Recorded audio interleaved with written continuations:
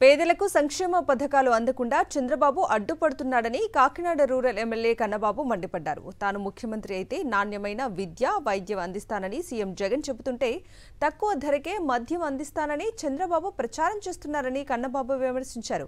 Kakinada rural మండలం సర్పవరంలో ఆయన ఎన్నికల ప్రచారంలో పాల్గొన్నారు.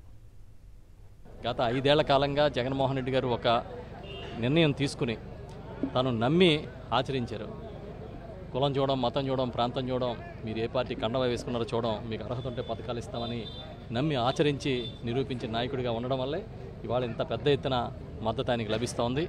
ఆయన చెప్పినట్టుగా నిన్ననే ఖచ్చితంగా జూన్ 4వ తేదీన కొత్త ప్రభుత్వం ఏర్పడుతుంది. జగనన్న ముఖ్యమంత్రిగా వచ్చి తీరతారు. వచ్చిన తర్వాత ఇదే సంక్షేమం కొనసాగడంతో పాటు ఇంకా ఎన్నో మేలు చేసే కార్యక్రమాలు ఈ రాష్ట్రంలో జరుగుతాయని మేమందరం నమ్ముతున్నాం. ఇప్పుడే మీరు అడిగారు, చాలా నీచంగా రాజకీయం చేస్తున్న నాయకుడు ఎవరు ఈ దేశంలో అంటే మొదటి వరుసలో చంద్రబాబు నాయుడు గారు కనిపిస్తాడు. రాజకీయం కోసం, ఓట్ల కోసం దిగజారడానికి ఇంకా ఆయనకి మెట్లు కూడా కనపట్లే.